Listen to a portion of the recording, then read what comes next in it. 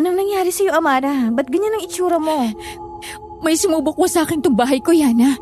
Sinulatan ng X. Hinabol ni Frank pero hindi ko alam kung saan na nakarating. Ano? Nasaan si Frank? Wala ka bang pantabla na inilagay sa palibot mo? Wala. At ikaw, yung pintuan mo rin, merong nakasulat na X, Yana. Pumasok ka muna dito sa loob, dali. Gagawan kita ng salabat. Diyan ka na muna. May ideya ka na ba kung anong klase nilalang to, Yana? Bukod sa yung mga uri nila ay tinatawag na lagalag, wala pa akong ibang alam. Sa buong buhay ko, wala pa akong nakakaengkwentro na ganong nilalang. Kaya hindi ko rin masabi pa sa yung mga detalye tungkol sa kanila. Pero sa tingin ko, kailangan na talaga nating gawin yung paghahandang sinasabi mo. Baka may maitulong ako sa'yo. Sabihin mo lang, gagawin ko. Ayoko pa sanang ibahagi ito sa kahit na sino kasi wala pa akong ideya tungkol sa langis na to. Pero heto, meron ka ring libro tungkol sa paggawa ng langis, di ba? San galing to, Yana? Oo, meron nga akong libro para sa mga paraan ng paggawa ng langis panabla. Pero kakaiba to ah. Parang yung mga albularyong may kopya ng ganitong libro. Mga batikan na talaga. Galing yan kay ina. Pero hindi yung libro na yan ang inaalala ko, Amara. Kung ganon, ano pala? Amara? Amara?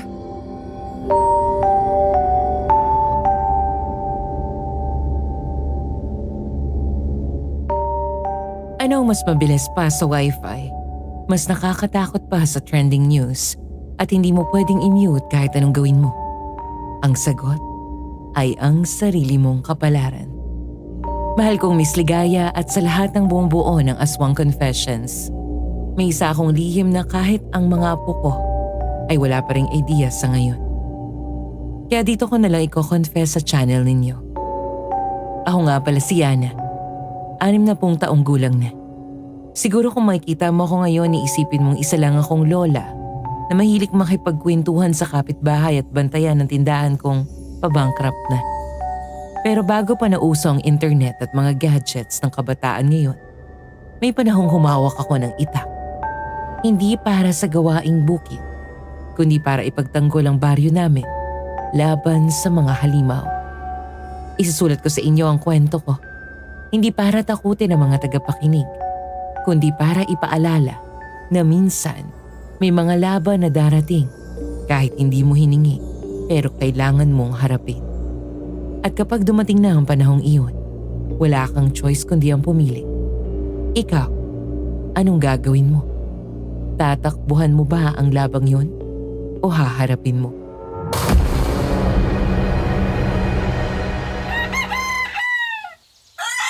Yana, gising ka na ba, Iha? Pasok po kayo, Aling Vilma. Bukas po yung pintuan. Nako, mukhang maaga pa yata kitang naistorbo, Iha. Pasensya ka na ha. Magkape ka muna. Ayos lang, Aling Vilma. Nakasalang pa naman yung iniinit kong tubig. May problema po ba? May sakit ulit si Ninya? Oo, Iha eh. Inaatake na naman ang asma niya. Kung makikita mo, sobrang putla pa rin ang itsura niya. Kagabi kasi grabe yung pag-ubo niya eh. Tapos, ubos na rin yung gamot niya kaya wala akong choice kundi dalhin siya rito. Wala pa kasi kaming pabili ng gamot para sa kanya kaya hindi ako makabili ng bagong inhaler. Sa panahon yan, Aling Vilma, isa kasi sa mga nagtitrigger sa asthma ni Ninya. Dahil sa pagbabago ng panahon, yung bang iinit tapos uulan na naman, kaya siguro inatake na naman siya. Tamang-tama, gagawa ko na yung salabat.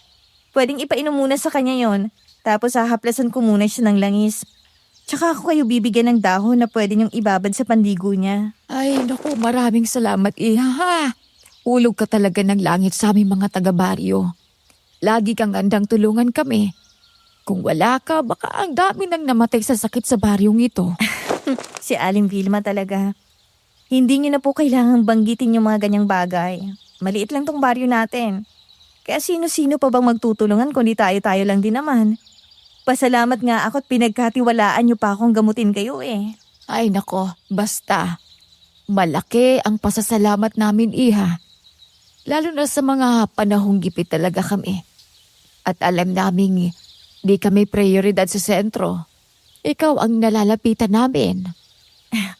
Tama na ng pambobola, Aling Vilma. Gawan ko po muna si Ninya ng maiinom niya. Umupo po muna kayo dyan sa sofa. Ito na yung salabat mo, Ninya, oh. Inumin mo yan, ha? Masarap yan. Gawa ni Ate Yana. Ano yun? Aling Vilma, dahon lang ito ng bayabas yung ibibigay ko, ha? Pwede niyo siyang isabay sa pagligo ni Ninya. Tapos bigyan niyo na lang din siya ng langis ng ahas. Ito yung nakapagpagaling sa tuhod ni Mang Remy. Para kapag ganitong nag-iiba yung panahon at pwedeng atakihin si Ninya, magamit niyo ito para sa kanya. Ay naku, Iha, salamat talaga ha. Teka. Wala akong pambayad eh. Pwede bang pag natapos na lang ng pagkikilo ng mais, babalikan naman kita? Hindi naman po ako nagmamadali. Kaya ayos lang sa akin kung kailan niyo po maibibigay yung bayad. Ayos lang din kahit hindi niyo nabayaran. Tulong ko na yan sa inyo kasi tinulungan niyo rin naman ako. Pag ako yung nangangailangan, kaya ayos lang ho talaga. Oh, anak, nakita at naririnig mo yan ha. Kaya huwag ka masyadong pasaway kay mama. Makinig ka sa kung anong sasabihin ni mama sa'yo ha. Para hindi ka atakihin ng asma mo. Itong si Ate Yana mo, alam ko, di lang yan nagsasabi pero napapagod na rin naman yung manggamot ng libre. Kaya ikaw, magpasalamat ka kasi may Ate Yana tayo dito sa baryo. Naku, ayos lang ho yun. Basta ba maging ayos lang yung kalagayan ni Ninya, masaya na si Ate Yana. Makinig ka lang kay mama mo ha, Ninya. Kung anong sinasabi niya, sundin mo. Gusto mo ba lagi kang nagkakasakit? Oh, ayaw mo pala eh. Kaya makinig ka kay mama, okay? Or kay papa mo. Para hindi ka na kailangang laging dinadala dito ni mama mo sa akin. Tumatango ka lang dyan. Pero baka pag nasa bahay na tayo, naku, pasaway ka na naman ulit. Yana, Iha, salamat ulit ha. Tatanawin ko talagang utang na loob ang lahat ng ginagawa mo para sa amin. Maraming salamat. Wala pong anuman, Aling Vilma. Pagpahingahin niyo muna si Ninya bago kayo lumarga pa uwi. Hindi na rin kami magtatagal, Iha.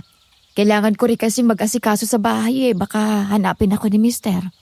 O siya, salamat.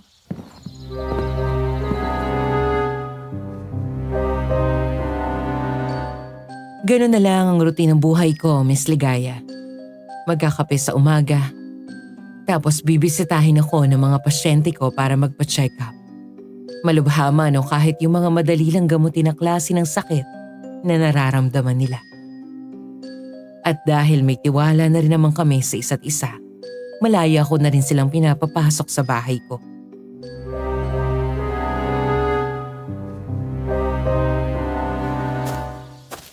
Magandang umaga, Yana. Papasok ako ah. Oh, Amara, ikaw pala. Upo ka. May ginawa akong salabat. Gusto mo ba? O hindi na. Nakagawa na ako kanina. Pumunta kasi si Aling Rosa sa bahay. Nanghingi ng langis para sa sakit ng likod niya. Ayun, binigyan ko. Pupunta sana ako sa plaza kasi may palabas daw ngayon.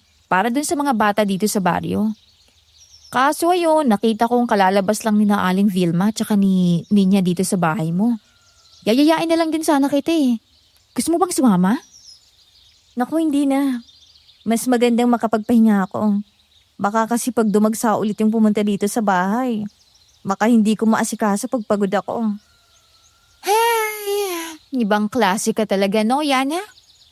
Ang laki ng tiwala ng mga taga-baryo sa kakayahan mo. Ako kasi, albularyo rin kagaya mo pero hindi ko pa naranasang dagsain ng mga tao sa bahay para lang makapagpagamot. Naku, hindi, Amara, ikaw talaga. Pareho lang tayong albularyo. Kaya pareho tayong may alam sa panggagamot. Para sa akin, hindi naman yan sa kung sinong dapat dagsain o sinong dapat konti lang ang magamot. Ang mahalaga, pareho tayong nakakapagpagaling at nakakatulong sa kapwa natin. Sa totoo lang, gusto ko nang tumigil sa panggagamot eh. Pakiramdam ko kasi yung pangarap ko bilang albularyo ay mapupunta lang sa wala. Kita mo, hindi kasing dami ng pasyente mo ang nagiging pasyente ko. Hindi ba't mas ayos kung wala tayong pasyente pareho? Kasi ibig sabihin nun, maayos ang takbo ng buhay nila at wala silang problema. Tingin ko, yun yung dapat nating ipagdasal. Tsaka wag kang tumigil. Kasi regalo yung kakayahan na meron ka, Amara. Hindi lahat may kakayahang tumulong sa ibang tao. Kaya pangalagaan mo yan. Ewan ko. Mas maganda kasi kung makita ko ang resulta ng pinangangalagaan ko, di ba? Pangit naman noon kung pinahalagan ko nga tong kakayahan kong manggamot pero wala namang pupuntahan. Magtiwala ka lang sa sarili mo, Amara. Total, nandito na rin naman ako. Kukunin ko na lang din yung oportunidad para sabihin sa'yo to. Sabihin ng alin. Gusto ko maging katulad mo. Pero hindi ko alam kung paano. Ha? Wala. Tara na nga. Samahan mo na ako sa plaza. Oo, sige.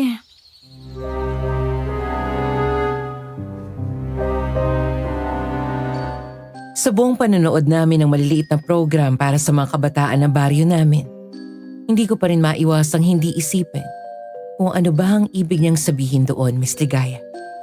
Pero kalaunan, nalaman ko rin.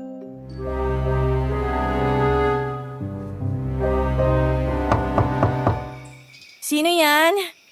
Gabi na. Bukas na lang kayo ulit bumalik. Ay, parang awa mo na.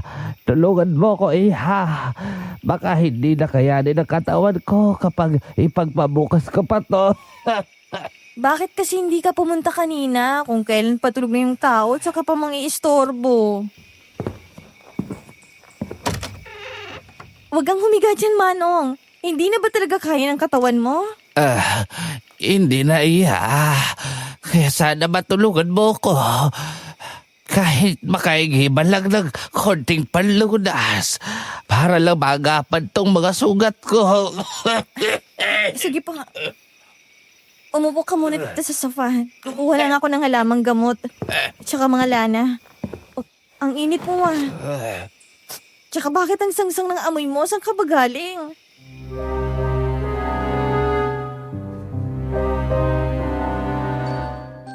Hindi niya ako sinagot, Miss Ligaya. Sunod-sunod pa rin ang pag-ubo ng matandang lalaki. Kaya napabuntong hininga na lang ako at nagmadali ring kumuha ng langis at halamang gamot sa kwarto para maasikaso ko na siya. Pagbalik ko sa salas, nanginginig na ang katawan niya.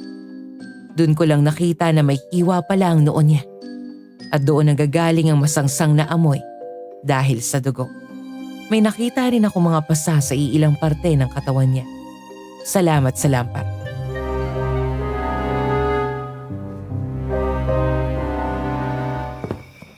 Ano po bang nangyari? Ay may naghabol sa akin sa gubat. Nasubsob ako tapos sumabit yung noo ko sa dulo ng kahoy. Kaya yun. Pinagkakautangan ba yung tinakbuhan mo, Mano? Parang napapadalas na yung mga ganyang kaso sa mga nagiging pasyente ko May mga kabit, may mga nangungutang. Ayun, mga kinulam. Pero huwag kang mag-alala, gagamutin kita. Kaya pagkatapos nito, humingi ka na ng tawad sa kung sino man yung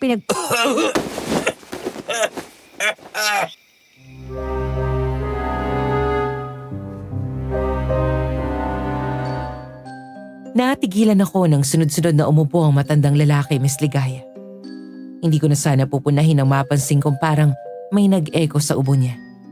Tinapalan ko ng wonderby ng noon niya. Sabay pinahiran ng langis sa mga sugat at pasa niya sa kanyang katawan. Sa bawat haplos ko, dumadaing siya, Miss Ligaya, at mas lalong lumalala rin ang kanyang ubo.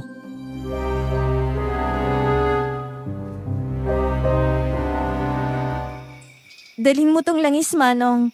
Sabihin mo lang kung gumaan-gaan ang pakiramdam mo bago kita pa uwiin sa inyo, Salamat, iha. Ay, kung hindi mo ko pinagbuksan ng pintuan, hindi ko na alam kung ano pwedeng mangyari sa akin sa labas. Ayos na ako. Maraming salamat sa iyo. Sigurado ka, Manong? Parang hindi pa Ang putla pa ng itsura mo tapos parang lalabas ng baga mo sa kakaubo mo.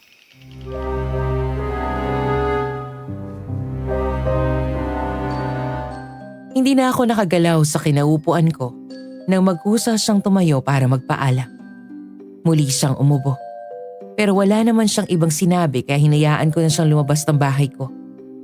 Kaso napansin ko, bago siya makalabas ng bahay, bigla siyang dumiretso ng lakad kahit kanina. Nakakapagtaka dahil hinang-hina naman siya, Miss Ligaya. Sana pala pinilit ko na lang siyang manatili muna dito sa bahay. Mukhang hindi pa niya kaya eh. Ay, sayana. Hayaan na nga. Sana lang makauwi siya ng ligtas kung saan man siya pupunta. Makatulog na nga lang.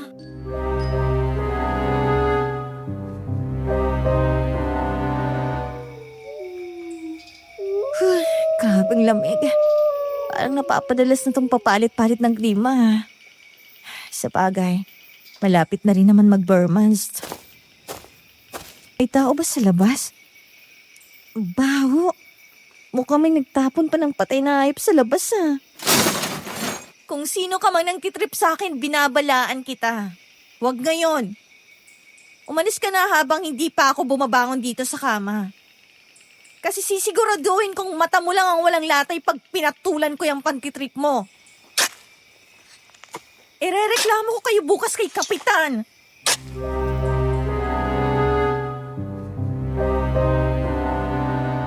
Biglang nawala ang ingay maliban na lang sa mga kuliglig, Miss Ligaya. Noong mga oras na yon, akala ko natakot kaya tumigil dahil isusumbong ko sa kapitan ng baryo. Pero hindi ko alam, doon na pala magsisimula ang malaking pagbabago sa baryo namin.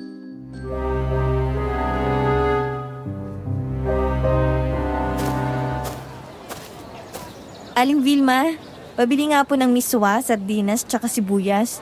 Kalahating mantika na rin po. Bakit po palang daming tao ngayon sa plaza? Fiesta na po ba? Ay, naku, hindi. Pinagkaguluhan kasi kaninang umaga yung bahay ni Elder Fatima. Dahil may nag-iwan ng baboy na nawakwak yung lamang loob sa labas ng bahay niya. Tapos, may bakas ng dugo sa pinto na X ang nakasulat. Ang sabi, mukhang daliri pa raw ang ginamit pang sulat. Ekis, may iba pa po bang narinig si na Elder Fatima nung gabing yon? Napadaan dito si Kapitan kanina. Ang sabi niya, parang may nagbubungkal daw ng lupa sa bakuran ni na Elder Fatima. Tapos may kumakatok. Pero nung pinagbuksan ng mga apo niya ng pintuan, wala naman palang tao sa labas. Doon lang nakita ng matanda yung wakwak na baboy. Mukhang may gustong mangapit bahay dito sa baryo natin, Aling Vilma. Anong ibig mong sabihin, Iha? May naranasan ka na bang ganyan dati? Hindi po sa pananakot pero pamilyar na pamilyar po ako sa ganyang senaryo. Kung tamang hinala ko, binisita rin nilang bahay ko kagabi. Akala ko simpleng pantitrip lang. Ere-report ko pa naman sana sila kay Kapitan. Iba na pala. Yana, Aling Vilma. Magandang umaga po. Pabili nga po ng isang marble sa Aling Vilma. Yana, nabalitaan mo na ba yung nangyari kagabi kina Elder Fatima? Lalaro ng itsura ng baboy Oo. Kakakwento lang sa akin ni Aling Vilma ang nangyari. Mukhang gustong sakupin tong baryo eh. Ang iyang mga halimaw na yan. Halimaw? May umaali-aligid na nilalang sa baryo natin? Ito na yung sigarilyo mo, Alex. At kung ano man yang umaaligid na yan dito sa atin, sana naman magbago na isip nila. Maliit lang tong baryo natin. Wala silang mahihita rito. Papalit-palit na rin kasi ang klima ngayon eh. At ang alam ko kapag ganitong sitwasyon, talagang naghahanap sila ng lugar na malilipatan nila. Nagustuhan siguro yung simoy ng hangin dito sa atin. Kaya ito yung target na lugar. Mukhang kailangan nating paghandaan yung pagdating nila. Magpapatulong ako kay tatay na kumuha ng bolos sa bukid. Kailangan na rin naming ayusin yung palibot ng bahay namin. Palalagyan ko ng mga asin sa kabawang kinainay. Sisimulan ko na rin gumawa ng mga panibagong langis. Nandito pala kayo, Alex, tsaka Yana. Anong pinag-uusapan nyo? May pinaghahandaan lang. Mamaya pag-usapan natin. Sige, Yana. Pagkatapos niyan, samahan mo ko sa barangay hall. Pinuntahan kasi ako ni La Carlota sa bahay eh. Ang sabi niya, pinapatawag daw tayo ni Kapitan para kausapin. Tungkol dun sa pagkawala ng aso ni Mang Cardo? Nako, ano daw nangyari? Parang kanina lang ang bali-balita. Yung tungkol sa iniwang baboy sa labas ng bahay ni Elder Fatima. Nagpa-blatter kasi kanina si Mang Cardo kay Kapitan Aling Vilma. Ang sabi ng anak ni Mang Cardo, sinubukan daw nilang habulin kagabi. Dumaan daw sa bakuran namin ni Yana. Kaya nagbabaka sakali raw na may narinig kami kagabi ni Yana. O kahit nakita man lang yung anino na dumaan. Eh di yun na nga ang dumaan kagabi. Masyado namang palata yung mga lagalag na yon. Ikaw ba, Amara, may narinig ka ba? Wala. Pero kumulo yung langis na bagong gawa ko kagabi. Mukhang may kailangan tayong salubungin dito sa baryo Magandang araw po. Pwede po bang magtanong? Ano yun, pre? Bagong salta po kasi ako galing kabilang bayan. Tanong ko lang kung may pwede pong tuluyan dito sa baryo nyo.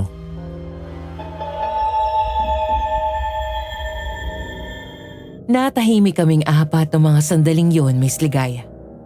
Na para bang alam na agad namin kung ano ang kasunod na pwedeng mangyari kung sakaling tulungan namin ang lalaking nasa harapan namin. Hanggang sa Pwede sa akin. Seryoso ka ba, Amara? Bakit naman hindi? Mukhang wala siyang matutuluyan, Yana. Ba't ka pala napadpad dito, pre? Namatay na ako ng pamilya, tol. Palaboy-laboy kasi ako ilang linggo na. Di ko na matiis na hindi humingi ng tulong. Palaboy-laboy? Mukha namang malinis ka. Manahimik ka na lang, Yana. Pagpasensyahan mo ng kaibigan ko, ha? May buwan ng dalaw yata yan ngayon kaya masungit eh. Ako nga pala si Amara. Ikaw, anong pangalan mo? Frank. Ayos lang, Amara. Naintindihan ko. Ay, naalala ko tuloy yung kapatid kong babae. Ganyan din siya noong nabubuhay pa. Masungit pag may dalaw, kaya naiintindihan ko yung kaibigan mo. Sigurado ka ba talaga dyan sa desisyon mo, Iha? Wala naman sigurong masama kung tumanggi. Basta para sa kaligtasan, di ba? Hayaan niyo na siya, Aling Vilma. Yan ang gusto niya eh. Alis po muna ako. Pupunta lang ako ng barangay. Yana! Yana, sandali lang. Hintayin mo naman ako. Asikasuhin mo muna yung bisita mo, Amara. Sumunod ka na lang pagkatapos. Don't tell me, Yana. Nagsiselos ka. Ha? Bakit naman ako magsiselos? Walang kaselos-selos doon, Amara. Ang sabihin mo, Yana, naiinggit ka. Wala namang masama kung i-offer ko yung bahay ko. Dahil may pangangailangan yung tao, di ba? Taga dito ka.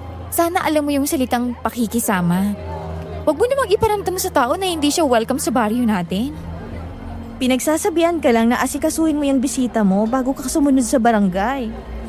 Nag-offer kang patuluyan tapos iiwanan mo dun sa tindahan ni Aling Vilma? Mukha bang alam nun kung saan yung bahay mo? Sana ayos ka lang. Hindi eh. Pakiramdam ko, nagsiselos ka. Hindi ka ba marunong makontento? Nasa sayo ng lahat ng atensyon at pamumuri ng mga tao rito. Tapos ganyan ka pa umasa sa bagong salta sa baryo natin? Ewan ko sa'yo. Yana! Yana!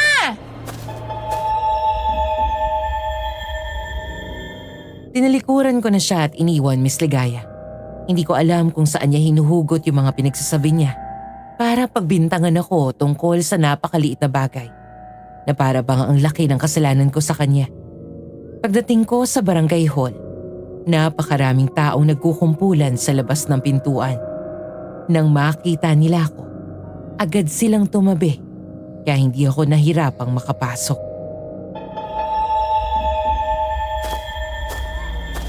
Ano bang nakita mo nung gabing yun, Eliza? Noong gabi pong yun, galing po kami ni nanay sa bukid. Tapos po, nung malapit na po kami sa bahay, nagpaalam po sa akin si nanay na dadaan muna siya kina Aling Nora. Kaya ako na lang muna po yung naglakad pa uwi. Kaso po, nung malapit na po ako sa bahay, may nakita po akong nilalang. Nasa pintuan po siya ni na Elder Fatima at may malaking pakpak po. Nagtago po agad ako sa puno ng akasya, kaya hindi niya po ako nakita.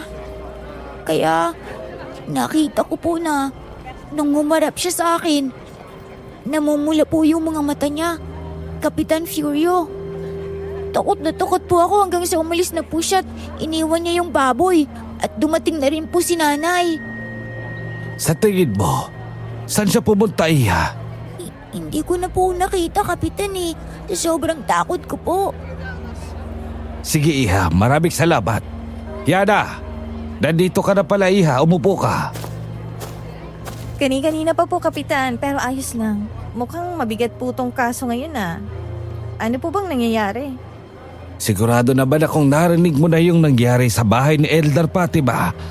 Nakausap ko na rin si Cardo kanina dahil nagpablatter sila. At ang sabi, dumaan daw sa bakuran yun ni Amara. Gusto ko lang malaman kung meron ba kayong narinig kagabi o nakita man lang. Meron ako narinig kagabi, Kapitan. Ang ingay nga Patulog na sana ako kaso masyadong nakakarindi yung ingay. Pero wala akong nakita. Nagkausap kami ni Aling Vilma kanina at ang hinala ko, yung mga nilalang na nakita ni Eliza. Yung mga nilalang na tinatawag na lagalag. Lagalag? Yun bang mahilig magpalipat-lipat ng lugar? Opo, at mukhang itong baryo natin ang target nila.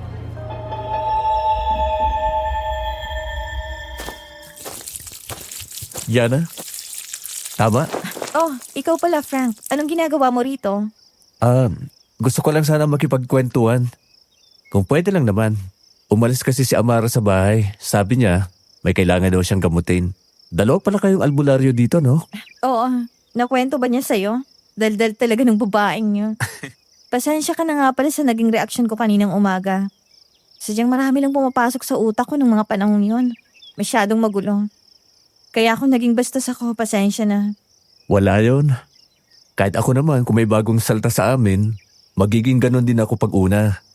Pero kaya nga nakikipag-usap ako sa iyo ngayon kasi gusto kong makita o malaman mo na di naman ako masamang tao. Yana, naglalaba ka? Pre, nandito ka pala. Bakit ganyan ang itsura mo, Alex? Pawis na pawis ka. Saan ka ba galing? Sa gubat ako galing, Yana. Nanguha kami ng mga pinatuyong uling ni tatay. Tapos may nakita kaming bungo. Tuyot na. Kaya dinala yun ni tatay sa barangay hall. Ikako, baka yun yung hinahanap ni Mang Cardo na alaga niya. Kinatay ba, pre? Di ko rin alam eh. Pero siguro mas mabuting puntahan mo, Yana. Baka sakaling may ideya ka kung anong klaseng tao yung gumawa nun. Sige, tatapusin ko muna ito tapos susunod na ako sa inyo. Mauna na kayo ni Frank, Alex. Sige. Tara na, pre.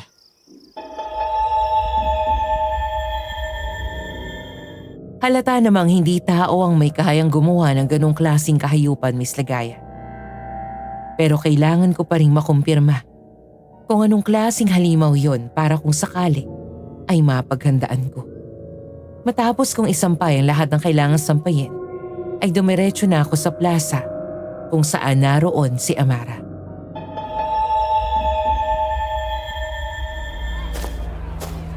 Kapitan, magandang hapon po. Nasaan na po yung sinasabi ni Alex na nakita nila yung tatay niya? Nandun sa barangay hall.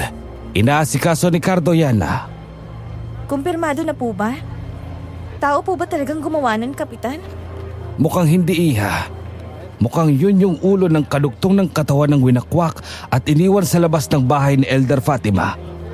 Kapitan, sa tingin ko po kailangan na nating maganda. Simulan niyo na pong maglagay ng mga panablas sa palibot ng bahay ninyo. Para kung sakaling subukang pasukin tong baryo natin ay handa tayo. Tama po si Amara, Kapitan. Tingin ko, hindi na rin muna tayo dapat tumanggap ng mga bisita na taga-ibang lugar. O kahit magpatira man lang sa mga bahay natin para lang makasigurado tayo. Aalis na ba ako? Sino ka, iho? Mukhang ngayon lang kita nakita rito sa baryo namin. Taga-kabilang baryo siya, Kapitan. Naghahanap ng matutuluyan kaya pinatuloy ko muna sa bahay ko. Saglit na natahimik ang ibang mga taga-baryo ng mga oras na yon dahil sa sinabi ni Amara. Napalingon sa akin si Kapitan Fiorio na para bang naghihintay kung anong magiging reaksyon ko sa ginawa ng kaibigan kong si Amara. Kung tutuusin, madaling sabihin na mas maganda nga kung aalis na lang si Frank. Para sa ikabubuti o ikapapanatag ng loob ng mga taga-baryo. Pero sino ba ako, Miss Ligaya? Kahit hindi ko namang gustong nandito siya. Ayoko namang magmukhang masama o masabihang nagsiselos na naman ang kaibigan ko. Wala naman tayong magagawa. Nandito na si Frank. Sana lang iho, wala kang gawing bagay na ikalalagay ng baryo namin sa kapahamakan. Ngumiti lang si Frank at hindi sumagot sa sinabi niyo ni Kapitan Furio, Miss Ligaya. At bukod sa sinanay ako maging isang albularyo, ay naturalesa na rin sa akin ang pagiging tamang hinala. Ayokong maminta. Pero may kakaiba akong nararamdaman sa presensya ni Frank. Ano sa tingin mo, Yana? Maging alerto na lang po tayo, Kapitan. Kung gano'n tingin ko, wala naman ang problema. Welcome sa baryo namin, Frank.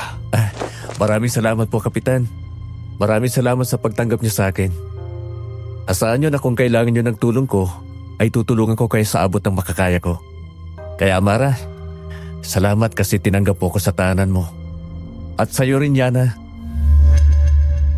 Tumangulang ako at hindi na nagsalita, Miss Ligaya. Nagpaalam na rin ako sa kanila na babalik na sa baryo. Pero ang hindi ko alam, sumunod pala sa akin si Alex. Yana, Oh, Alex! Bakit sumunod ka? Bakit hindi ka nakihalubilo doon kina Frank? ewan ko. Hindi naman sa pagiging judgmental pero parang hindi ako komportable kay Frank eh. Ikaw ba? Ganon din ba ang nararamdaman mo? Oo. Pero wala naman ako magagawa, di ba? Mas mabuti pang manahimik at manood na lang sa gilid. Baka kasi magmukha na naman akong masama sa paningin ni Amara. Sabihin pa niyang sinasapawan ko siya. Ano bang nangyayari doon kay Amara?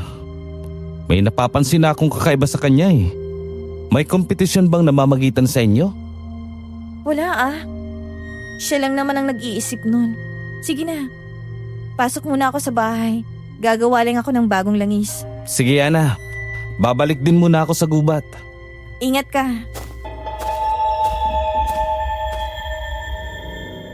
Madaling araw nang maisipan kong simulan na ang paggawa ng mga panibagong panabla. Tingin ko kasi hindi ko yun magagawa pag umaga sa kadahilan ng baka ipatawag na naman ako kina Kapitan Furio o baka may problemang hindi inaasahan. Hinanap ko yung libro ni Lola Donita na naglalaman ng mga kasangkapan na pwede kong gawin para sa gagawin kong langis nang makita ko ang isang librong pamilyar na pamilyar sa akin. Ito yung libro ni Naina. Naalala ko nung sinabi niya nun sa akin na pwede ko na itong buksan. Pagganap na akong albularya sa edad na 25. Sabi pa niya, siyang magbibigay nito sa akin. Hindi ko naman alam na ako pala mismo makakatuklas kung ano talagang laman nito. Nang buksan ko ito, natigilan ako, Miss Ligaya. Sa totoo lang, hindi ko alam kung anong unang dapat kong maging reaksyon. Kung dapat bang magulat ako, mamangha o maguluhan dahil ang bumungad lang naman sa akin ay isang litrato na makaluma na. At sa aking hinuha, litrato iyon ng mga sinaunang tao. Paano? Mga babae at lalaki na may suot na balaban. Hawak ang mga itak at sibat na may kakaibang ukit. May mga marka ang balat nila. Parang orasyon o anting-anting. Matitigas ang mukha nila at ang mga mata parang hindi natutulog. Sa likod nila nakaandusay ang mga halimaw, mga katawan ng aswang. At sa ilalim ng litrato, isang linya lang ang nakasulat. Ang mga mananabas, tagapuksa ng mga aswang. Akala ko ba? Linyada lang ng mga albularyo itong pamilya namin. Bakit may aswang nang kasali? Sinimulan kong basahin ang nilalaman ng librong yon, Miss Ligaya. Nakasulat doon ang kasaysayan ng mga mananabas. Mga albularyong hindi lang nanggagamot, kundi mandirigmang sinanay para pumatay ng aswang. Nakita ko ang mga paraan nila, paggawa ng langis, paghahabi ng pananggap, at paggamit ng itak na may dasal na nakaukit. Pero higit pa roon, nakasulat din doon ang mga aral at dasal na itinuro ng mga magulang ko sa akin noon. Mga paraan ng panggagamot, pagbabantay, at pakikipaglaban. Doon ko lang naintindihan. Hindi lang pala basta may dugong albularya ako. Mas naging malinaw sa akin na dugo rin ng mga mananabas ang nananalaytay sa akin. Kung sino ka man, magpakita ka!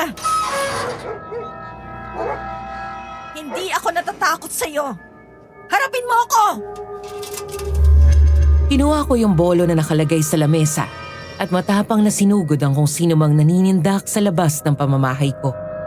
Pero paglabas ko, nagulat ako noon sa natagpuan ko. Si Amara. Pawis na pawis siya at may iilan pang talsik ng dugo sa damit niya. Misligaya nang makita niya ako. Parang hindi niya na rin alam ang gagawin niya.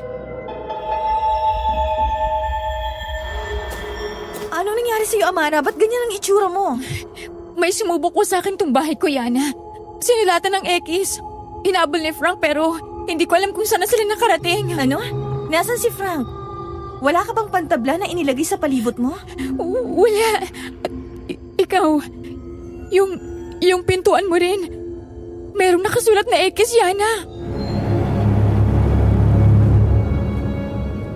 Noong mga panahong yun, hindi ko na rin alam kung alin ba yung uunahin kong gawin, Miss Ligaya. Ang hanapin si Frank para malaman ko anong klaseng nilalang ba yung kakaharapin namin. Ang langis o si Amara na parang nawala na rin sa katinoan niya. Pumasok ka muna dito sa loob, dali. Gagawan kita ng salabat. Diyan ka na muna. May ideya ka na ba kung anong klaseng nilalang to, Yana? Bukod sa yung mga uri nila itinatawag na lagalag, wala pa akong ibang alam. Sa buong buhay ko, wala pa akong nakakaengkwentro na ganong nilalang. Hindi ko pa rin masabi sa yung mga detalye tungkol sa kanila. Pero sa tingin ko, kailangan na talaga natin gawin yung paghahandang sinasabi mo. Baka may maitulong ako sa'yo, sabihin mo lang gagawin ko. Ayoko pa sanang ibahagi ito sa kahit na sino. Kasi wala pa akong ideya tungkol sa langis na to. Pero heto, meron ka ring libro tungkol sa paggawa ng langis, di ba? Saan galing to, Yana? Oo, meron nga akong libro para sa mga paraan ng paggawa ng langis panabla. Pero kakaiba to. Parang yung mga albularyong may kopya ng ganitong libro mga batikan na talaga. Galing yan kay Ina. Pero hindi yung libro na yan ang inaalala ko, Amara. Kung ganon, ano pala? Amara? Amara? Sa susunod na lang, Yana, ha? O di kaya bukas. Tara, ilabasin natin. Paglabas naming dalawa ni Amara, natagpuan namin si Frank na punong-puno na rin ng dugo ang katawan, pati na rin ang damit niya. Baka sa mukha niya ang takot at pag-aalala na animoy may nagawang malaking kasalanan.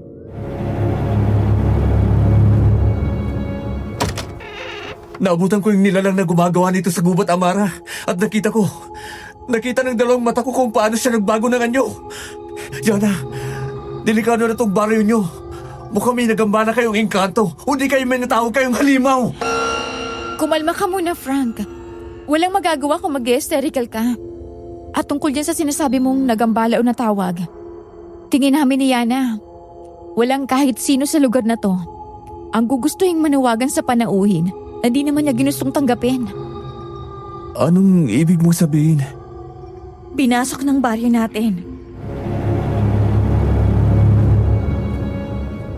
Hindi ko na matandaan kung nakatulog ba ako ng maayos noong mga panahong yun. Dahil sa kalagitnaan ng pagtulog ko, nakakarinig ako ng tunog na parang may nag-oorasyon sa bahay ko noong mga oras na yon, Miss Ligaya.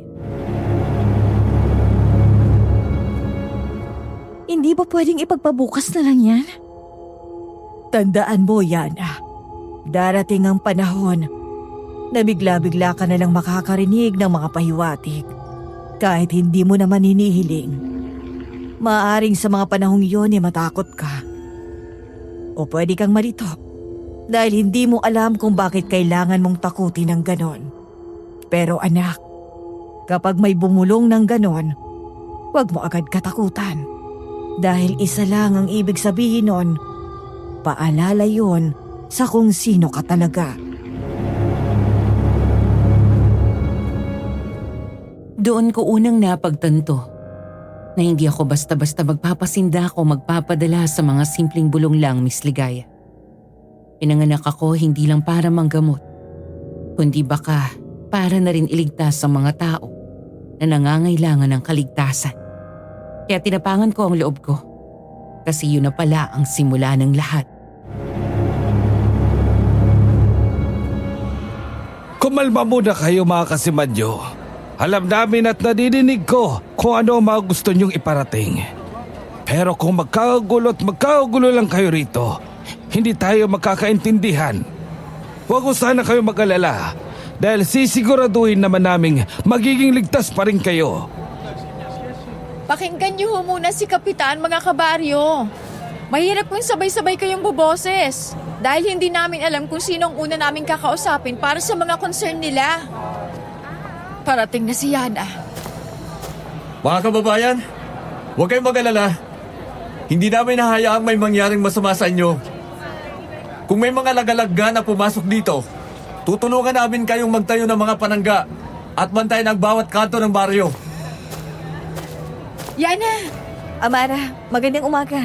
Kita mo, kahit hindi taga rito si Frank, siya pa yung una nating nakitang kumilos. Nakikita ko nga. Mukha nga siyang alerto, Amara. Kanina pa kami nandito ni Frank. Naabutan namin pinagkakaguluhan si Kapitan. Halos dambahin na siya ng mga tao rito dahil sa takot nila tungkol sa lagalag. Ay ayun, tinulungan namin ni Frank si Kapitan Furio na pakalmahin ng mga tao. Kaso, puno pa rin sila ng takot eh. Tingin ko hindi mo sila masisisi, Amara. Kahit ako. Kung wala akong ideya tungkol sa mga nilalang na yan, baka maging isa na rin ako sa mga taong nagwawala at pinipilit si Kapitan na maghanap ng solusyon. Kaya tama lang ang ginawa niyo. Ano nangyayari rito, Yana? Amara, bakit sila nagkakagulo? Dinalaw na naman kasi tong baryo natin ng mga lagalag na nabanggit ni Yana sa atin, Alex. Tapos ngayon, halos lahat ng mga bahay dito sa baryo natin may mga nakapinta ng X sa mga pintuan nila. Oh. Dala na rin ang takot kaya nagkakaganyan sila. Sa mga bata ba o sa mga matatanda, wala naman bang tinamaan ng sakit? Wala. Maliban kay Elder Fatima. Yana, patay na si Elder Fatima. Kaninang madaling araw lang. Ano? Nasaan na siya ngayon?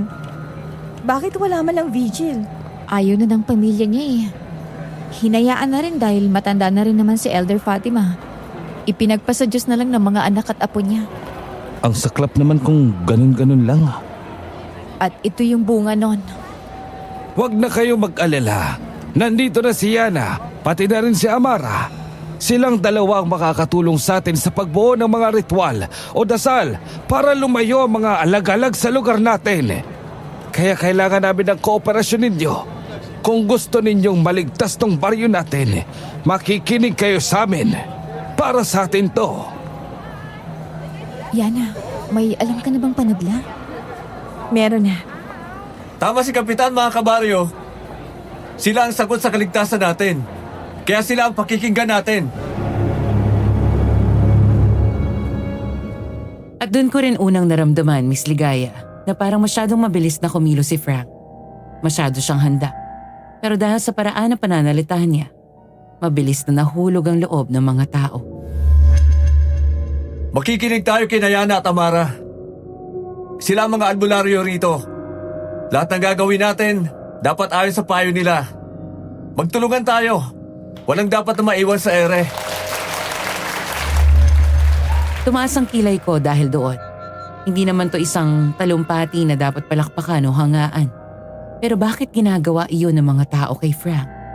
Kaya kahit duda ko, hindi ko pwedeng ipakita yon.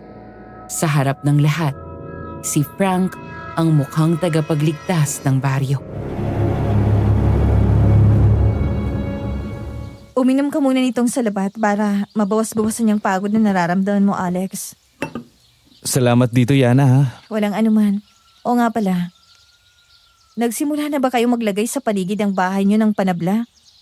Kung meron man akong dapat na pagdiinan na protektahan yung bahay nila, sa inyo yun, Alex. Dahil sa gubat pa naman kayo nakatira. Oo. Pero pakiramdam ko, hindi rin sapat yun. Tuwing gabi, nakakarinig pa rin kami ng kalabog na parang sinusubukan pasukin yung bahay namin. Kinabukasan, may mga tuyong dugo. Masangsang na amoy na lang kaming naaamoy sa paligid ng bahay namin. Hindi mo ba nakita kung anong itsura nila? Hindi.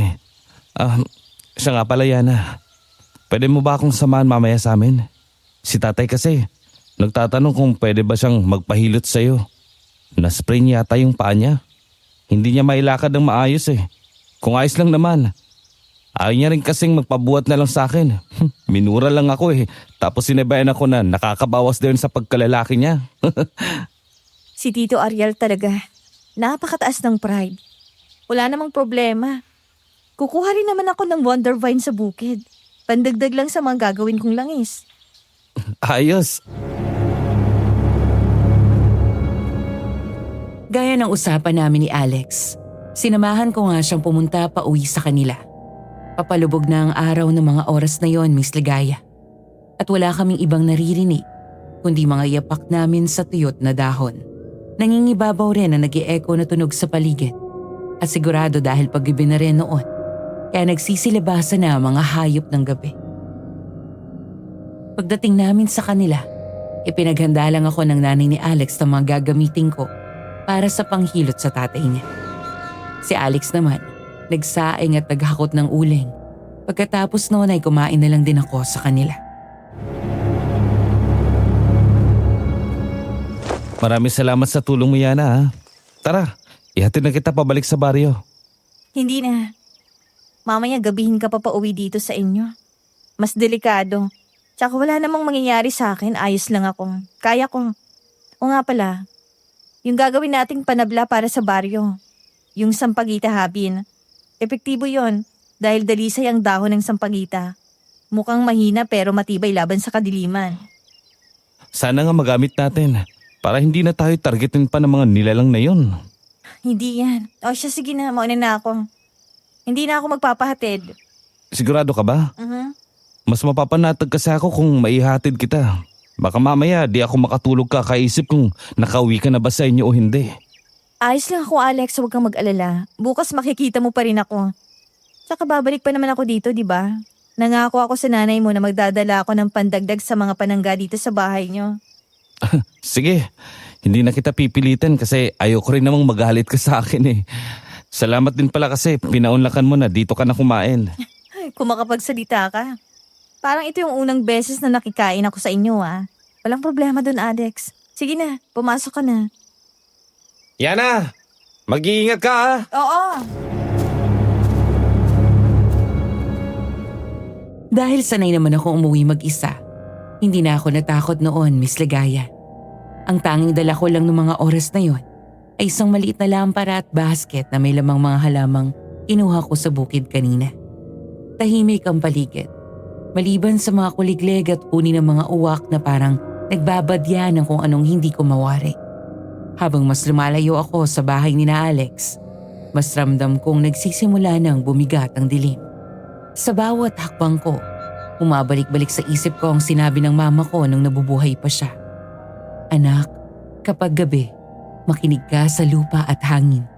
Hindi lahat ng panganib nakikita. May iba, ramdam lang. At nung mga sandaling yon, ramdam kong may kakaiba. Biglang gumalaw ang mga dahon sa kanan ko, kasabay ng malamig na ihip ng hangin. Akala ko hayop lang, pero nang huminto ako, may mga aninong humarang sa daraanan ko. 1, 2, 3. Hindi sila ordinaryong tao. Mapupungay ang mga mata, namumula, at ang mga ngipin, mahaba't matutulis. Kung siniswerte ka nga naman, tayo nang nilalapitan ng biktima natin. Biktima? Sino nagsabi sa inyong payag akong maging biktima nyo? Abay matapang ka pala, Ining. Balita ko. Langya, dito ka pa talaga sumuka sa harapan ko? Ay baka iya. At ramdam kong alam mo yan. Nahihirapan ako sa aura mo pa lang. Hindi makakatagal ang mga tulad kong matanda at hindi na kasing lakas ng iba at preskong mga kadugo ko. Anong ibig mong sabihin? Hindi ka ba natatakot na pwede kang datnan dito ng mga kadugo mo na wala ng buhay? Hindi nila ako madadatnan dito. Kasi maglalaho naman agad ang katawan namin pag pinaslang kami. Saka alam ko, ramdam kong dugo mo nang nagsasabi, hindi ka katulad ng iba. May dugo ka ng mananapas. Ang tanging kalaban namin na nakapagpapahina sa amin. Pero kakaiba ka. May halo ka rin kapangyarihan na dapat ay hindi na sana naipamana pa. Magkikita pa tayong muli, Albularia. Huwag kang magpanggap na isa ka sa kanila. Sa huli, luluhod ka rin sa amin! Sa isang iglap naglaho sila sa paligid. Naiwan akong nanginginig habang yakap-yakap ang lampara. At nanunuot ang sinabi ng matandang aswang sa utak ko. Hindi ko alam kung paano ako nakauwi sa baryo, Miss Ligaya. Pero ang alam ko lang, nagsimula nang gumising ang isang bagay sa loob ko. At hindi ko na yun kayang itanggi pa.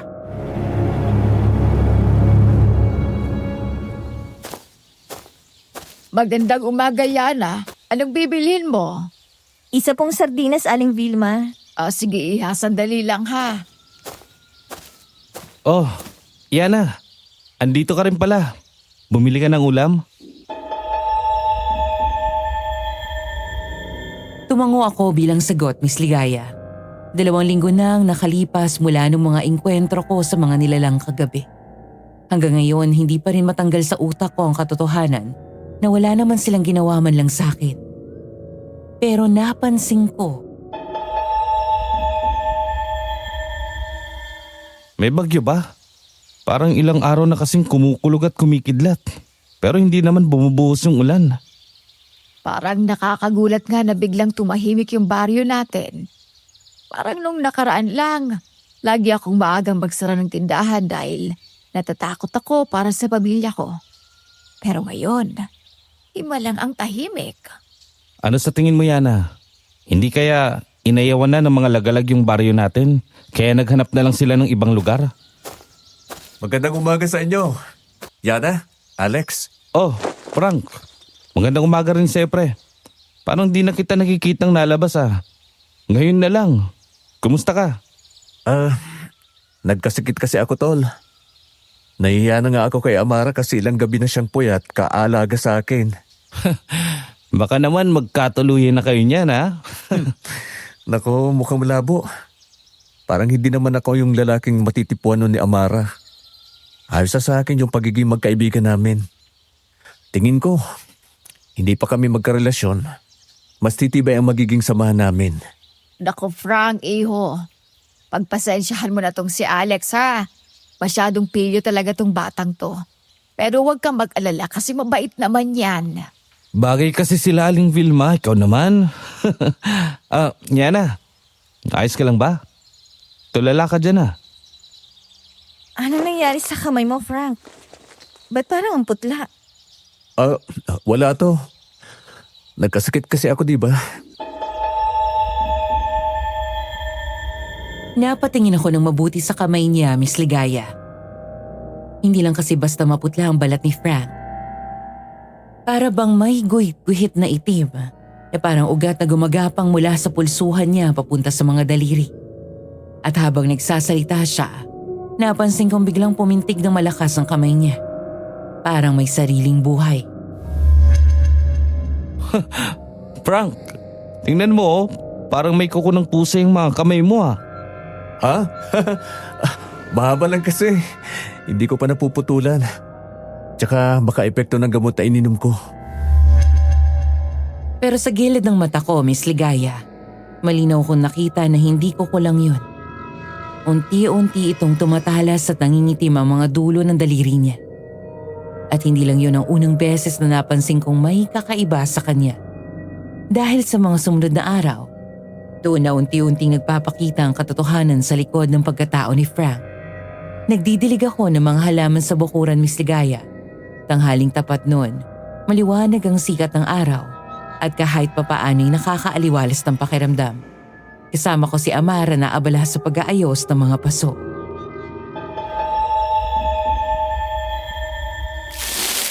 Ang lilusog na ng mga halaman mo, Yana.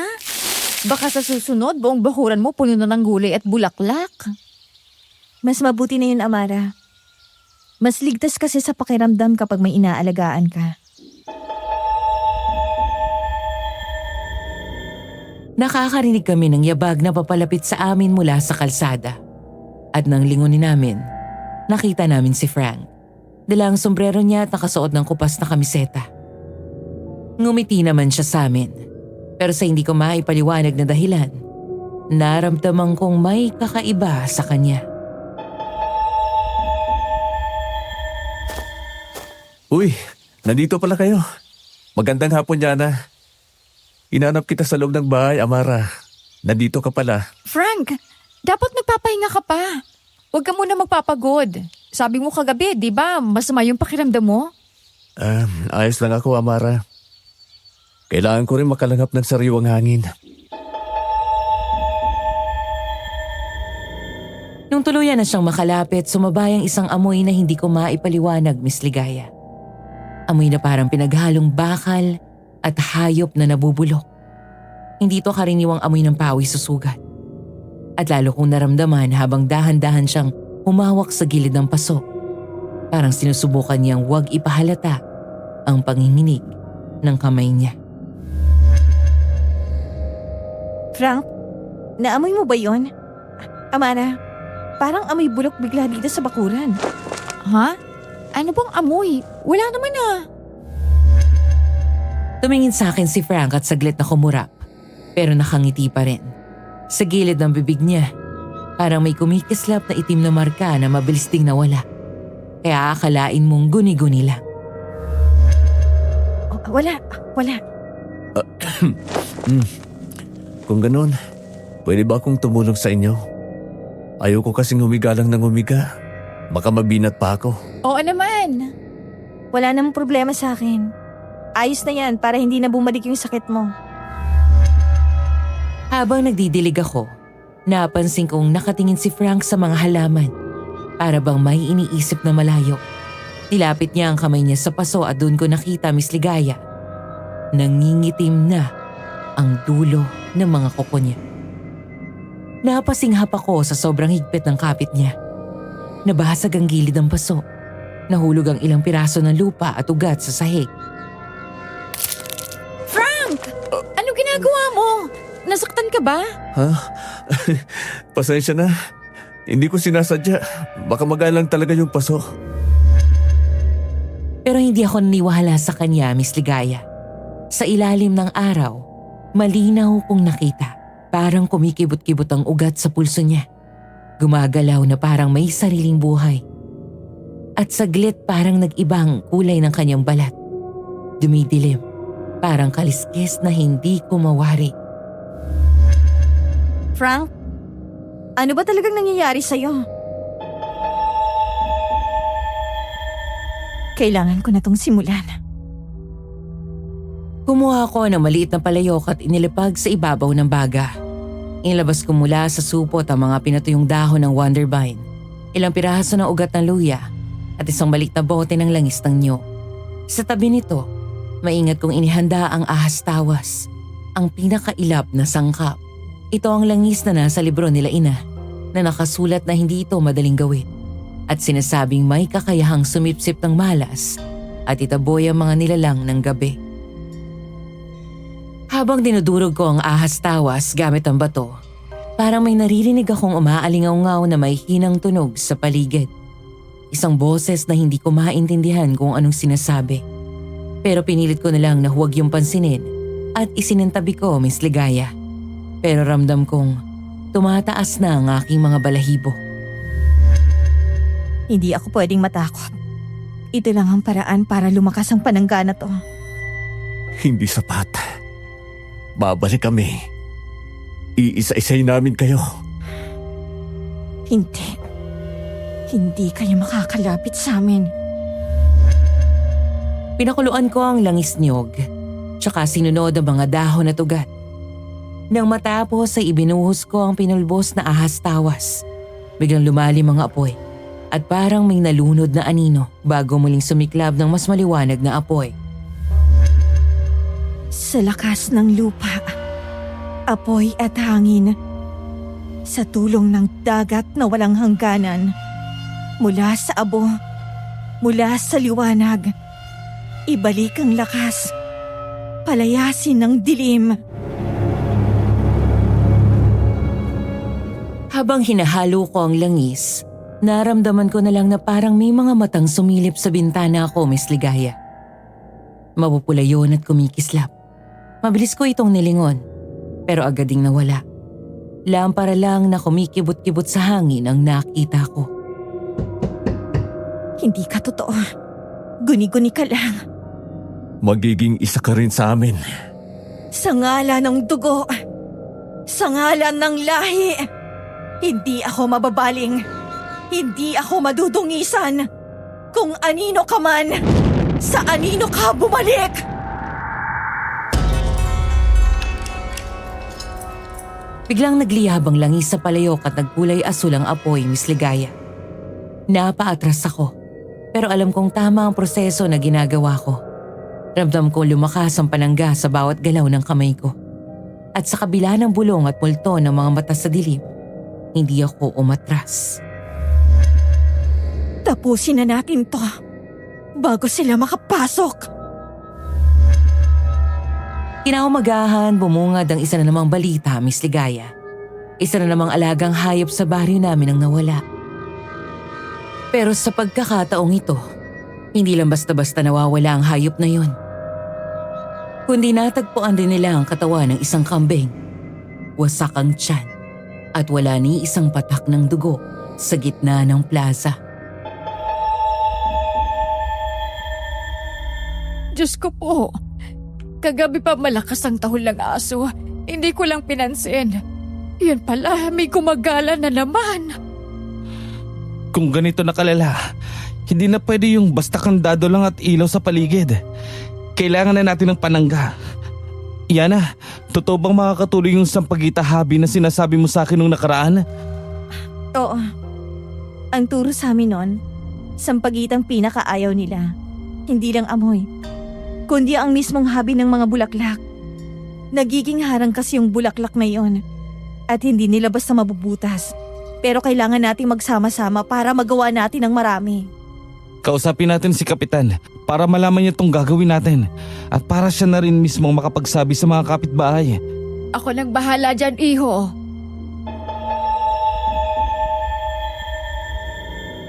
At nagsimula na nga, Miss Ligaya. Ang mga babae sa baryo pumitas ng sampagita. Ang matatanda nagtali ng habing gagawin. Ang mga lalaki nagbantay sa paligid habang nakapwesto ang mga lampara.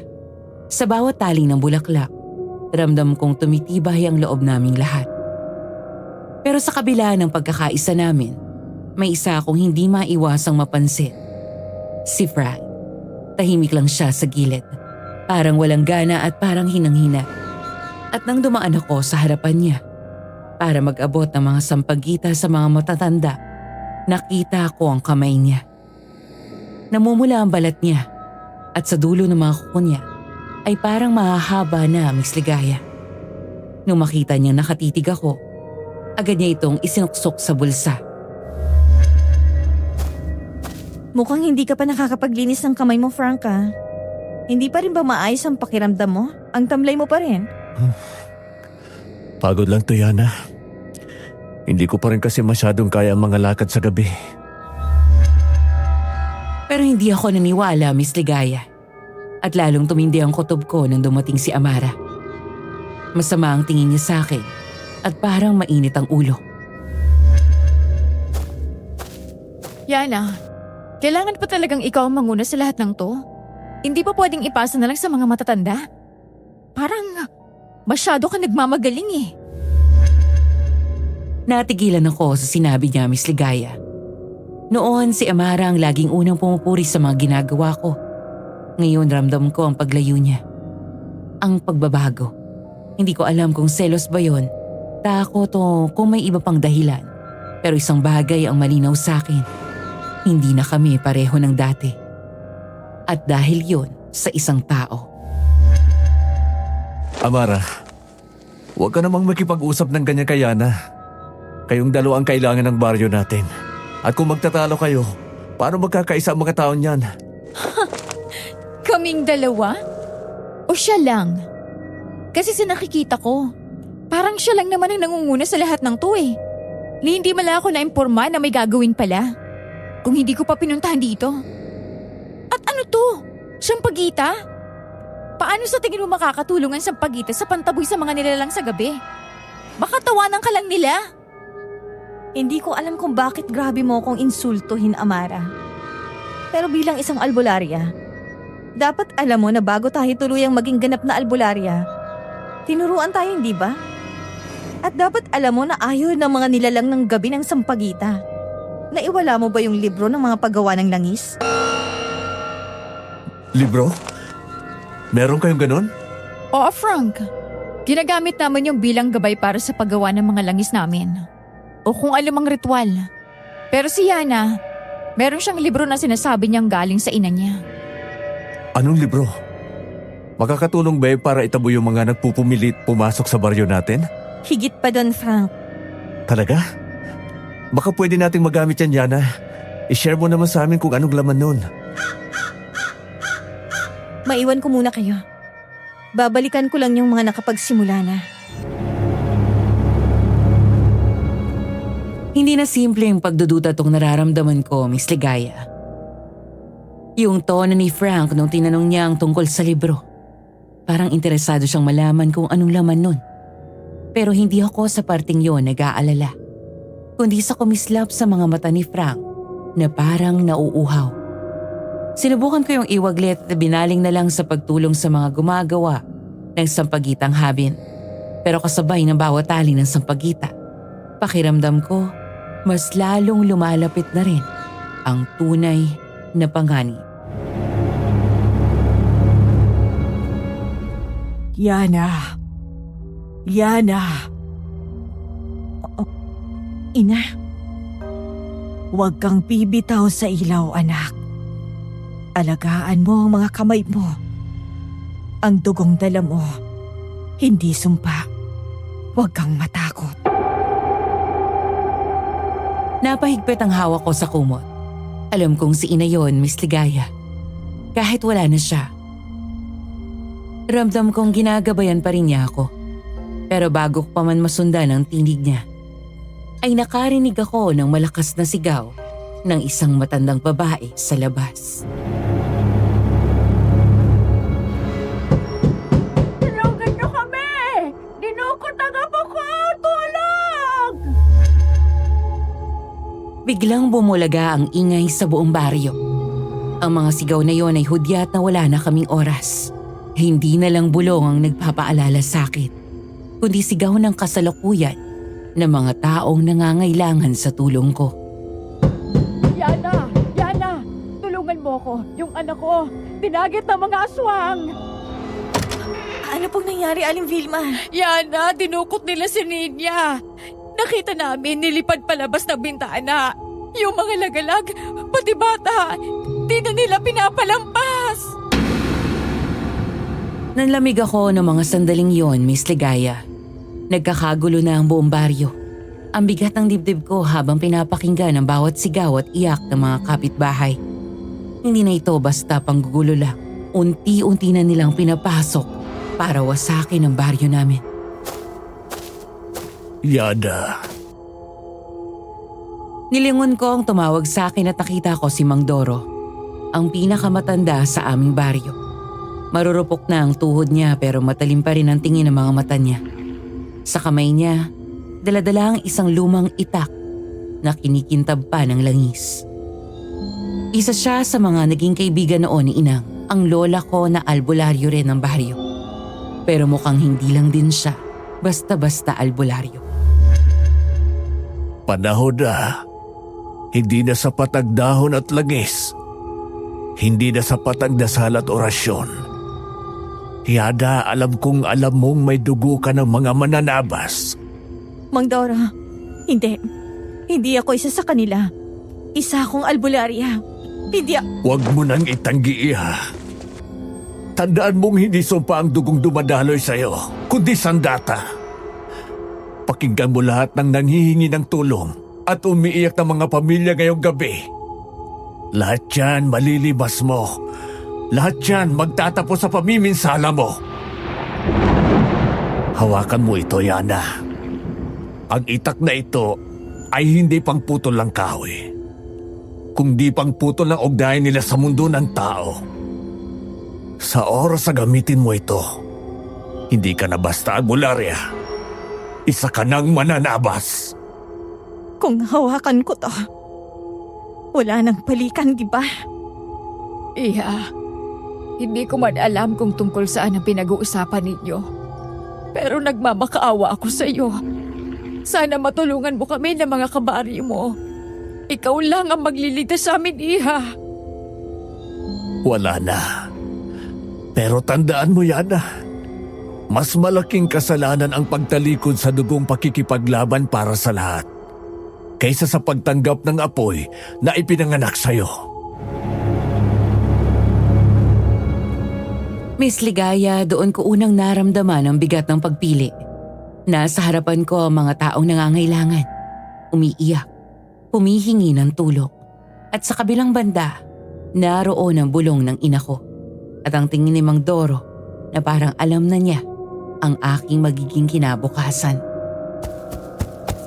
Yana! Yana, bilisan mo! Nasusunog ang mga panangga. Sinusubukan nilang pasukin ang baryo. Doon ko napagtanto wala na akong oras. Kailangan ko nang pumili. Aling Vilma, makinig kayo. Kumuha kayo ng bawang, durugin nyo, at ikalat sa lahat ng bintana at pintuan ng bawat bahay. Huwag niyong hayaang nakabukas sa mga bintana, kahit maliit na siwang. Maglagay rin kayo ng asin sa bawat bungad ng pinto. Huwag kayong papayag na may mapapasok. Oo, Iha. Oh, gagawin ko lahat. Basta maibalik lang si Ninya.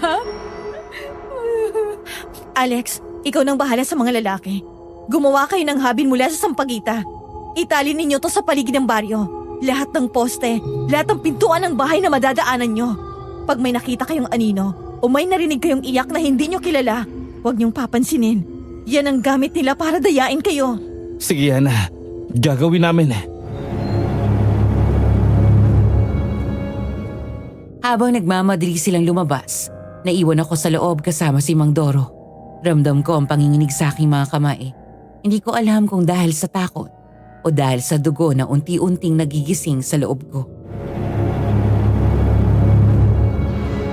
Nakikita mo, Iha. Marunong ka na kahit hindi ka pa nagtuturo ng sino man. Hindi yan basta albularyong kaalaman, Yana. Iyan ang gabay ng dugo mo. Hindi ko pa rin matanggap, Mang Doro. Pero kung ito lang ang tanging paraan, Ito ang mga gamit ng ina mo. Iningatan ko ng matagal. Hinihintay ko ang gabi na kakailanganin mo sila. Ngayon na yun, Yana. Kinuha ko ang itak. Mabigat yon pero parang hinuhulma ng kamay ko. Sa gilid ng aking pandinig, naroon muli ang tinig ng aking ina. Pabulong, parang nakahalo sa ihip ng hangin. Hindi ka nag-iisa, anak. Dala mo ang liwanag ng lahi natin. Halika na, Iha. Ihahanda na kita. Ang susunod na oras ay hindi para sa pagdududa, kundi para sa pakikipaglaban. At sa gabing yon, Miss Ligaya, wala na akong ibang pagpipilian. Isa na akong albularyang haharap sa dilim. At isang mananabas na tatabas ng mga halimaw. Pinaupo ko ni Mang Doro sa gitna ng sahig. Sa paligid ko ay ginalat niya ang mga dahon ng lagundi, asin at durog na bawang. Sa gitna ng lamesa, inilatag niya ang lumang itak. May mga hiwa at bakas ng labang dinaanan na. Parang may sarili itong kasaysayan. Yana, makinig ka. Ang mananabas, hindi lang basta gumagamit ng lakas ng laman. Dapat mong gisingin ang lakas ng loob at itali yan sa panata. Hawakan mo ang itak. Nang hawakan ko ang itak, ramdam ko ang bigat. Hindi lang sa bakal kundi sa dugo at pananagutan na dala nito. Sa liwanag ng buwan, sa gabay ng ninuno, pinuputol ko ang talikala ng anino at kadiliman. Habang inuusal ko ang bawat salita ng ritual, parang may dumadaloy na init mula sa aking mga kamay, papunta sa itak. Nagumapaw sa dibdib ko ang takot, at kasabay nito, isang kakaibang lakas na naramdaman ko sa katawan ko, Miss Ligaya. Tandaan mo, Iha, ang mga kamay mong yan ang puhunan mo. Ang sabi ng ina mo noon, kailangang alagaan mong mabuti ang mga kamay mo. Dahil sa bawat hiwa at galaw niyan, may buhay na nakataya. Kaya sa ilang taon mula nung mamatay ang inang at ina mo, nakabantay na ako sa'yo. Hindi man kita direktang kinakausap, pero lagi lang akong nasa tabi mo. Hindi ko inaasahan tong pagsulpot mo, Mang Doro. Pero salamat, kasi naliwanagan ako. Handa na sila sa labas. Halika na, Yana. Hindi na tayo maghihintay sa dilim. Tayo ang sasalubong. Tumindig ako, hawak ang itak. Ramdam ko ang bigat ng lahat. Pero higit sa lahat, ramdam ko ang gabay ni ina. At sa unang hakbang ko palabas ng bintuan, alam ko hindi na ako ang dating Yana. Humigpit ang kapit ko sa itak. Sa bawat yapak ko palabas, ramdam ko ang titig ng mga kapitbahay. Takot, pag-asa, at desperasyon. Wala na tong atrasan. Pero ibahang pumukaw sa atensyon ko. Doon sa gitna ng dilim, isang figura ang humarang. Pamilyar ang anyo niya. Pero meron sa kanya na nag-iba na. Nakita ko siya, ang dati kong kaibigan, at ang babaeng ilang gabi kong kasamang nagbabantay sa posibleng mangyari dito sa baryo. Pero ngayon, maputla na ang balat niya at nanlilisik ang kanyang mga mata. May mga ugat din na kumikislap sa ilalim ng balat niya.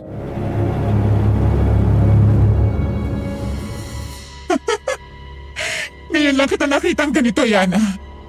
Dati, puro katapang at paninindigan. Pero ngayong hawak mo na yan, ramdam ko ang takot mo. Akalain mo nga naman, may kinatatakutan ka rin pala. Bakit hindi ka nalang makisa sa amin? Hindi na siya yung Amara na nakilala ko. Nilamo na siya ng inggit at galit niya sa akin. Hindi ako kagaya niyo. Hindi ako kakampi ng mga halimaw na kumikitil ng mga inosente. Grabe. Hindi ko akalain na magiging katulad ka rin nila, Amara. Halika! Subukan mong itanggi pa yan kapag nararamdaman mo na kung gaano kasarap ang dugo. Lalo na ng mga bata. Tumindig ang balahibo ko. Hindi ko akalain na yung inakala ko magiging kakampi ko sa pagsagip ng baryo ay siyang unang magiging kalaban ko pa pala. Kung ganyan ang landas na pinili mo, kalimutan mo na naging magkaibigan tayo. At doon nagsimula, Miss Ligaya, ang una kong laban. Laban sa isang taong minsan ko ding tinawag na kaibigan. Nagtama ang mga mata namin. Sa dilim kitang-kita ko kung paano kumislap ang mga ngipin niya. Mahaba at mapurol dahil sa dugo, Miss Ligaya. Ang balat niya punit-punit na parang pilit na binubura ang dati niyang anyo. Pamilyar ang hugis ng kanyang panga. Ang pagkakaarko ng kilay, pero baluktot na. Tinabunan ng mga ugat na itim at nanilisik na ang mga mata. Hindi ako makapaniwalang siya na to. Halos madurog ang dibdib ko. Hindi ko na makita si Amara. Ang natira na lang sa harap ko ay isang halimaw na kailangang patayin. Hindi ko alam kung anong pumasok sa utak mo at pinasok mo to. Pero isa lang ang masasabi ko. Kailangan na kitang tapusin! Wala kang alam? Talaga? Na para bang hindi ka bida-bida? At parang hindi dahil sa'yo kaya nagsasuffer ako ngayon? Lahat to, lahat dahil sa'yo! Kaya Kaya hindi mo ko masisisi kung bakit pumanig ako sa kanila. Dahil ang mga nilalang na gusto mong patayin, sila lang ang nakakakita ng lahat ng efforts ko at tanggap sa kung sino ako. At yung dugo mo, alam ko kung anong klaseng dugo ang dumadali dyan sa katawan mo. Hindi nga ako nagkamali. Matatakot ka dahil hindi itong bagay na kabisado mo. Kaya sige, subukan mo akong patayin. Bakit hindi ka nalang sumama sa amin, Yana? Hayahay ka na? Busog ka pa! Hindi ako magiging kagaya nyo! Humagwang ang talim ng itak sa hangin. Muntik na sanang tumama kay Amara pero nakailag siya sa huling segundo. Ang kawayan sa gilid ang napuruhan. Kumalabog ang katawan nito. Sabay gumuho ang mabigat na sanga at mga dahon sa paligid. Bago pa man ako makabawi, lumundag si Amara na parang mabangis na hayop.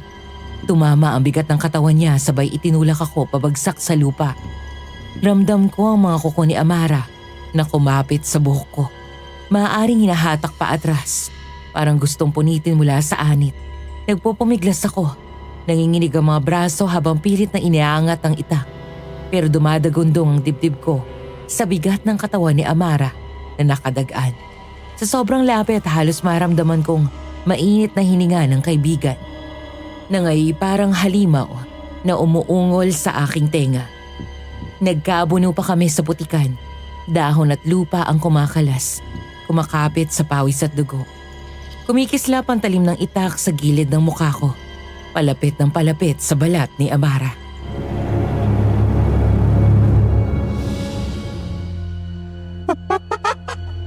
Ang hina mo pala, Yana. Wala kang laban sa akin. Sa ngalan ng liwanag, sa ngalan ng aking ina, huwag mong hayaang lamunin ang bayang ito ng dilim. Parang biglang nabuhay ang paligid. Dumadagundong ang katahimikan. Ramdam ko ang pag-ingting ng hangin, malamig at mabigat. Sa bewang ko kumislot ang sisidlan ng langis. Nagniningning ito ng kusa. Para bang tinatawag ako o pinapaalala kung bakit ako narito. Anong ginagawa mo? Kung hindi ka na maibabalik, Amara, hindi kita hayaang sumama pa sa kanila!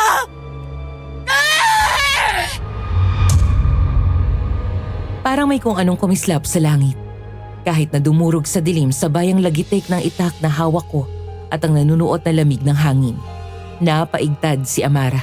Umatras na parang tinulak ng buong puwersa. Sa balat niya nagmarka ang paso. Nagbubuga ng uso kung saan tumama ang langis na dala ko. Hindi mo ako matatalo, Yana!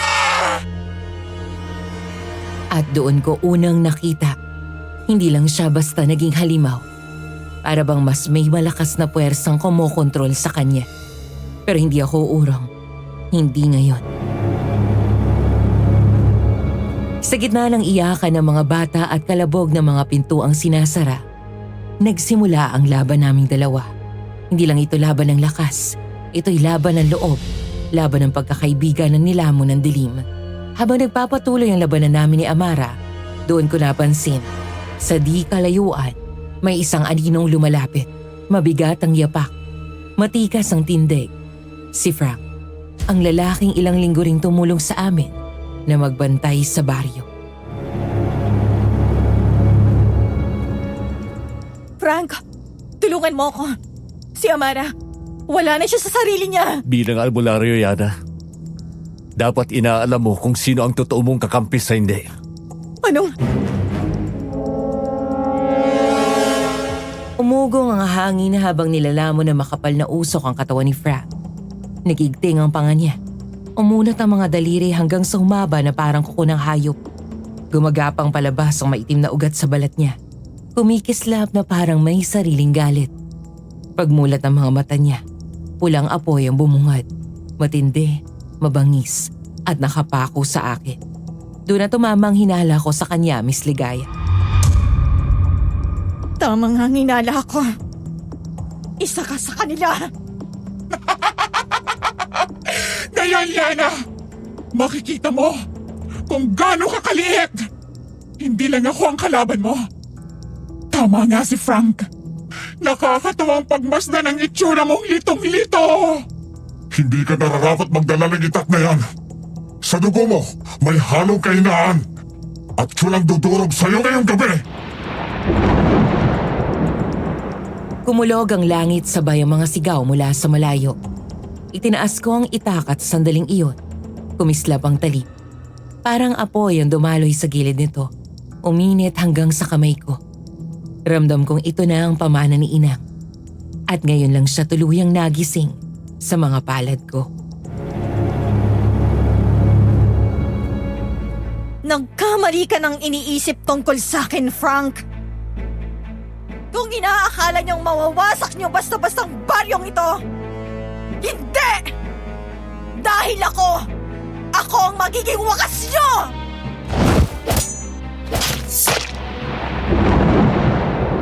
Nagbanggaan ang itak ko at mahabang kuko ni Frank. Bawat tama kumakalubog ang paligid na para bang kulog ang tumama sa baryo. Sa bawat hampas, ramdam ko ang bigat ng pinasok ko. Ang gampani na pinapangkatawanan ko. Hindi na ako basta albularyo. Mandirigma na ako ngayon. Mula sa likod, sumugod si Amara. Umikot ako sabay hatak ng itak. Tumama sa pakpak niya at sa isang hiwa naputol iyon. Narinig ko ang malutong na sigaw niya habang bumabagsak sa lupa. Nagngangalit at umiiyak pero hindi ko na nilingon. Nakatutok pa rin si Frank sa akin at doon ko nalaman na hindi pa ito tapos. Walang mananabas ang makakatalo sa amin! Kung ganon, ito na ang wakas mo! Ah! Pumulandit ang kidlat sa langit kasabay ng pagsalpak ng itako sa katawan ni Frank. Umigting ang apoy mula sa sugat niya hanggang lamunin ang buong anyo. Wala nang naiwan kundi abo na tinangay na rin ang hangin. Nagkaroon ng katahimikan. Ang huni ng kuliglig, ang amoy na nasusunog na laman at kandila, at ang mga sigaw ng baryo na unti-unting naglaho. Naiwan akong nakatayo sa gitna ng abo niya. Nakakalat ang mga pakpak at bangkay sa paligid. Parang alaala ng kaguluhan. Mabigat ang itak sa kamay ko. Nangingintab pa sa dugo ng halimaw. Hindi ko alam kung tapos na talaga. Pero alam kong wala nang balikan. Ligtas na ang baryo. Pero hindi na ito kagaya ng dati. Walang duda. Apo ka nga ni Yatera at anak ni Yolanda. Di ko akalaing darating ang panahon na ikaw naman ang makikita kong sasagip sa baryo, Yana. Siya na nga. Siya na ang mananabas. Kung hindi dahil sa kanya, tapos na tayong lahat. Utang natin sa kanya ang mga buhay natin. Nararamdaman ko ang titig nila. May ilan na lumalayo sa akin. May ilan na lumuluhod. May ilan na umiiyak habang nakatingin sa akin na parang nilalang na hindi nila lubos maintindihan. Takot, pagdududa, paghanga, respeto. Lahat yon sabay-sabay kong nakikita sa mga mukha nila, Miss Ligaya. Wala nang ibang hahawak ng tungkulin na to. Kundi ako lang. Salamat, Yana. Maraming salamat sa katapangan mo. Kung wala ka, baka nilamon na tayo ng dilim ngayong gabi. Hindi ko alam kung paano mo nagawa lahat yon. Pero nakita ko, Yana. Nakita ko kung paano ka lumaban. Hindi ka na lang albularyo. Ikaw na ang sandata ng baryo. Mag-isa akong naglalakad. Ang dugo ang itakay nakalaylay sa kamay ko. Bawat yabag mas lumalalim ang gabi. Pero sa kabila ng dilim, ramdam ko ang liwanag na dala ng panata ko. Hindi ko alam kung hanggang kailan tatagal ang laban. Hindi ko alam kung may katapusan ba ang lahi ng mga halimaw. Pero isa ang malinaw sa akin. Ako si Yana, isang albularyo, isang mananabas, At ito ang kapalaran ko. Dito na po nagtatapos ang kwento ko, Miss Ligaya. Maraming salamat po sa pakikinig.